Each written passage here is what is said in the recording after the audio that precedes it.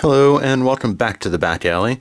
Today we're going to be looking at another then and now comparison, where I look at a set from then and see if the nostalgia compares to now's fancy parts and building techniques and things. We're back in the back alley. Things are a bit more hectic. There seems to have been some sort of crime happening in the background. The only witness is a teddy bear and someone who is rather disheveled. So, unfortunately, Constable Bob here needs to call in an APB and see stat if anyone can come and help him. And who does he have to call? But a set from 1992. This is the police 4x4 vehicle, set number 6533. A very simple, very simple car. When you get down to it, there's no real thing that says police besides this little thing on the front. And if you take this off and the lights, boom, you instantly have a car with no radiator. But you see what I mean. You can easily modify this vehicle to just be an off-road vehicle, and that's kind of the beauty of early Lego. Also, we have this kind of single chassis in which everything else is set upon. It makes building quick, easy. I assume this was marketed for younger kids. But that said, it's quite a shame to have the wheels on the outside of that. It would be so much more secure if they were up in the wheel well. Well, that said, if everything was up a little bit more to accommodate. But I get it. It's a 4x4. It needs to have huge suspension so it can go over the bumps and whatnot.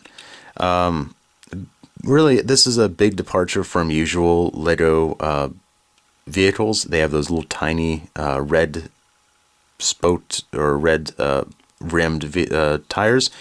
So to see them branch off into something that's a 4x4 was probably pretty cool at the time. So there's a point for it in that regard, but point against because the wheels pop off too easy, and kids honestly, once a part falls off, it's too easy for the kid just to sweep it off to the side and never really play with it as intended by the designer. So that's really a shame. So whenever I design something, I try to make it playworthy. That said, too, this is actually in pretty good condition and has actually held up over the years, unlike the ambulance I reviewed earlier. So, point to it in that regard, it's not so brittle compared to the other one. I guess it was just the sun that baked the plastic over the years. So, I just wanted to note that before everyone rags on me for going on about how weak and brittle Lego is, at least old Lego, because it's not. Lego does not break. In fact, I believe there was like a stress test thing that they showed that it took like 400 psi in order to snap or crush a Lego car, kind of like this. But yeah, so that is the first one to call to your APB. Let's see about the second one. Oh, it looks like a set 27 years later. Scooch. 27 years later, this is set 60239, a police patrol vehicle. You can tell based on the license plate, see what set it is. It's got some cool exhaust pipes. There's no doors on the side to let you get in or let the minifigure get in themselves. They kind of have to do either a Dukes of Hazzard, slide in through the window, or have to wait for you to pop open the roof in order to get in there. Some yellow bits. Looks like a nice yellow seat. Yeah, a little dial. Kind of neat. Uses a lot more bricks. Again, with the solid chassis, though. This time, things are a bit more secure. It takes a little bit more wiggling. There's a few more things that are in contact with the plate here. There's not only just the 4 in the middle, but there's 2 on the side. So just keep that in mind when you're building things. How sturdy is it? So this holds up to the just gripping play factor. It does not break. It does not kind of fall apart. It's a very chunky thing. It's a very good thing just to kind of give your kid, let him play with it. Wheels won't fall off. Yeah, it's a very nifty little thing. Before I make a complete judgment on these two sets, let's look at the police accommodation that come with these vehicles. This guy is separate. Yeah, I lost the original guy that came with him, so this is my sort of replacement. This is Duke Detain, a 2020 figure, a 2020 named police figure, rather. Hello, how are you doing? I'm doing good.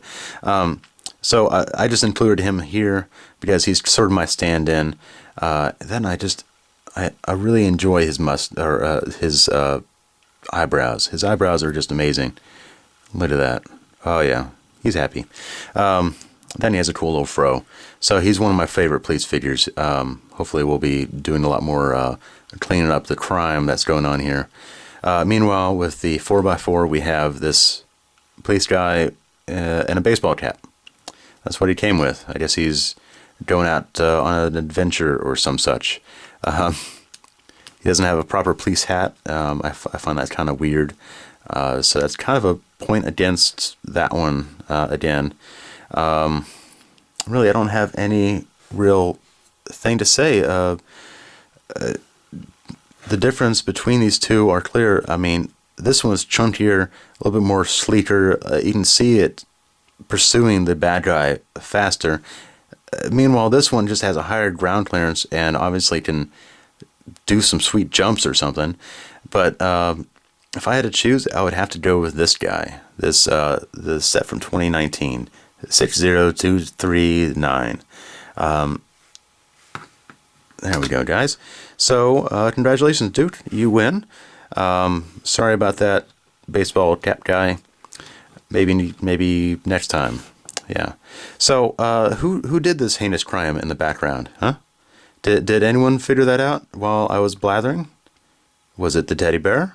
Was it the sailor? Was it the guy in the green coat? Why, it was none other than the guy that's off camera that you wouldn't have known about. Oh, I wouldn't have gotten away with it too if it wasn't for you pesky cameraman. All right, off he goes, I guess. Okay, so if you like such weird content where I play with my stuff in weird ways in front of the camera, please like and subscribe, and maybe you'll see more weird dioramas of things going on around this newsstand. Until then, see you next time. Bye.